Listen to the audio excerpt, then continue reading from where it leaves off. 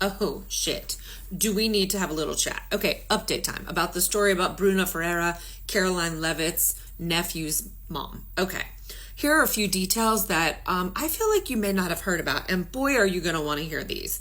All right, first off, I could not shake the feeling that I was like, I bet if I look, I'm not going to be able to find a single other arrest, right? Any kind of reporting of ice sweeps or anything else in Revere, Massachusetts on the day that Bruna Ferreira was taken into custody. And guess what?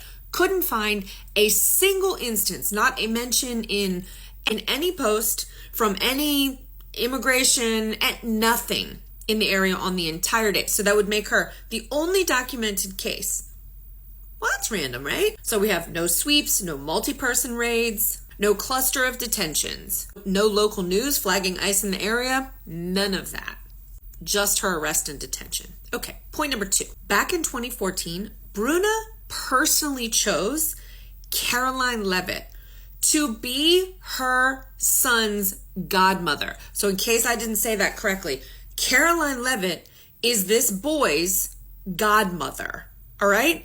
That means that Bruna chose Caroline over her own sister, which tends to sort of imply that they had a good relationship. I mean, that only adds fuel to the fire. Like, that makes this situation more disgusting.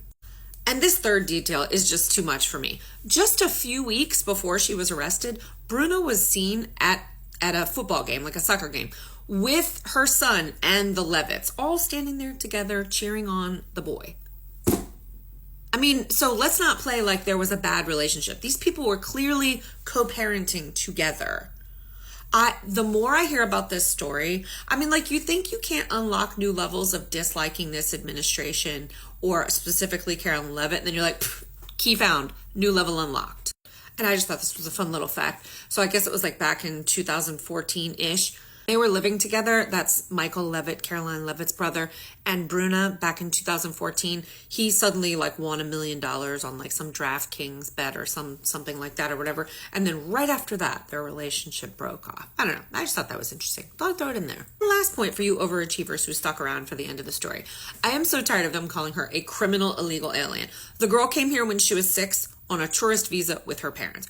Her parents overstayed. She was 6. Children are not responsible for that, okay? Then when she turns 18, she applies for DACA, which she is given coverage for, to work and to stay. And she has been working towards citizenship in this country for 27 years, doing it, as MAGA says, the right way. So please stop calling her a criminal illegal alien. She is a documented immigrant pending green card approval, all right? I mean, if MAGA, if y'all actually knew anything, you would be dangerous. Anyways, share this with a friend. These details make this story even more stomach churning.